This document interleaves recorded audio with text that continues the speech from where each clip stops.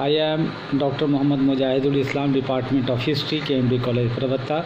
I am going to deliver a lecture on the economic condition in Sultanate period.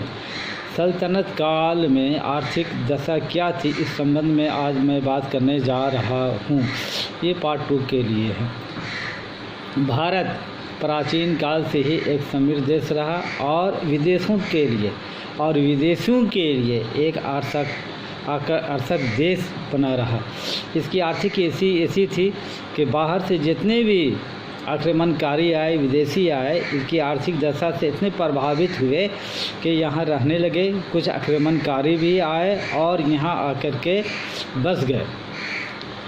जहाँ तक सल्तनत काल का प्रश्न उठता है, सल्तनत काल में महमूद गजनी जो सबसे पहले भारत आए और यहाँ के आर्थिक दशा से, इकोनॉमिक कंडीशन से काफ़ी प्रभावित है।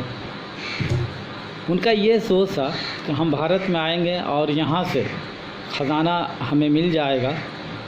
उसके आक्रमण के संबंध में इतिहासकारों में मतभेद है। एक ग्रुप का ये कहना है, इतिहासकारों के ग्रुप में से एक ग्रुप का ये कहना है कि महमूद गजनी भारत को लूटना चाहता था, यहाँ के सोना चांदी ले जाना चाहता था। लेकिन दूसरे ग्रुप का ये कहना था कि वो बुत शिकन था, वो सिर्फ बुत तोड़ने के लिए आया था और मंदिर के बुतों को तोड़ करके वापस चला जाना चाहता था। तो इस प्रकार महमूद गजनी के भारत आक्रमण के संबंध में 2 थ्योरी सामने आते हैं और ये इतिहासकारों के बीच में एक डिस्कशन का विषय बना हुआ है।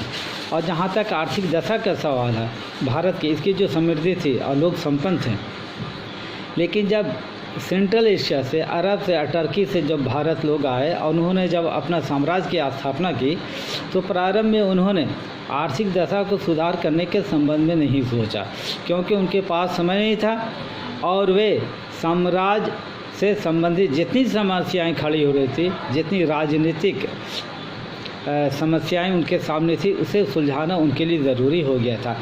आर्थिक दशा को सुधारने के संबंध में सबसे पहले बलबन ने कदम उठाया, लेकिन बलबन को वो सफलता नहीं मिल सकी जिसकी आवश्यकता थी। उसके बाद अलाउद्दीन खिलजी ने कोशिश की और अलाउद्दीन खिलजी को आर्थिक दशा को सुधारने में और आर्थिक सुधार लाने में कुछ कामयाबी भी मिली।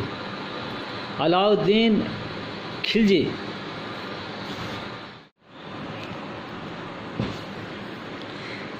सल्तनत काल में एग्रीकल्चर, कृषि की पोजीशन बहुत ही अच्छी थी और धान का पैदावार भी अच्छा होता था, गेहूं भी पैदा किए जाते थे। और जहाँ तक धान और जीतल के कीमत का प्रश्न उठता है, धान 1/2 जीतल प्रति मन था, गेहूँ 1/2 जीतल था और जौ 4 जीतल मन था। इस तरीके से आर्थिक पोजीशन बहुत ही अच्छी थी। लेकिन 14वीं शताब्दी के अंत आते आते आहिस्ता आर्थिक पोजीशन ख़राब होती गई। सल्तनत काल में 2 फसलें उगाई जाती थी। सल्तनत काल की खेती की ये विशेषता थी कि गेहूँ, चावल, दाल बहुत ही अधिक मात्रा में पैदा होता था और बादशाह, विशेष तौर पे फिरोज़ तुगलक की जब बात की जाती है तो वो बाग लगाने के बहुत शौकीन थे। आम और सेब, इंजीर, अंगूर, इस तरह के फल उगाया जाता था और बहुत ही मात्रा में पाया जाता था। फॉरेन ट्रेड, सल्तनत काल में भारत का विदेशों से व्यापारिक संबंध, इस संबंध में ये कहा जा सकता है विदेशों से व्यापार दो तरीके से किए जाते थे, लैंड मार्ग से भी और पानी के रास्ते से भी, जल मार्ग से भी व्यापार किया जाता था। मार्को पोलो का कहना था कि दो बंदरगाह बहुत ही मशहूर थे, एक भडोच और दूसरा कालीकट, और इस तरीके से गुजरात से लैंडमार्क के द्वारा विदेशों से व्यापार किया जाता था।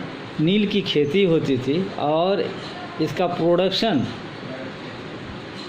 विदेशों में एक्सपोर्ट किया जाता था। कलाकार चटाइयाँ बनाते थे और चटाइयों को नीले रंग और कई रंगों से वो भरते थे और उस पर सोने चांदी के भी जड़ें होती थी, जिससे ये काफ़ी खूबसूरत ये चटाइयाँ हो जाती थी। इब्न बतूता बंगाल के संबंध में लिखते हैं कि बंगाल एक संपन्न प्रदेश था और ये बहुत ही इकोनॉमिक कंडीशन इसकी बहुत ही अच्छी थी।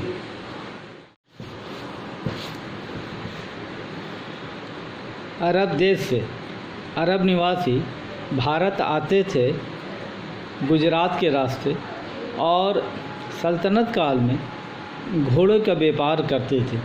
उसी प्रकार से अरब व्यापारी एवं चीनी व्यापारी भारत आते थे और यहाँ से सामग्री खरीद करके वो वापस चले जाते थे। मार्को पोलो ने यहाँ के जो आर्थिक स्थिति के संबंध में काफ़ी तारीफ़ की है, गुजरात के बंदरगाहों की तारीफ़ की है और यहाँ के राजाओं की तारीफ़ की है कि उनके पास असीम संपत्ति है, उनका व्यवहार बहुत ही अच्छा है और विदेशी व्यापारों से बहुत ही वो अच्छा रिश्ता रखते हैं और उनको व्यापार करने में काफ़ी सहायता प्रदान करते हैं। मार्को पोलो कहते हैं कि वो दो बार गुजरात के बंदरगाह पे हुआ है। इतिहास का रफीक कहते हैं कि सल्तनत काल में हर घर में अनाज और घोड़े होते थे, लोग संपन्न थे और किसी तरह की कोई आवश्यकता नहीं थी।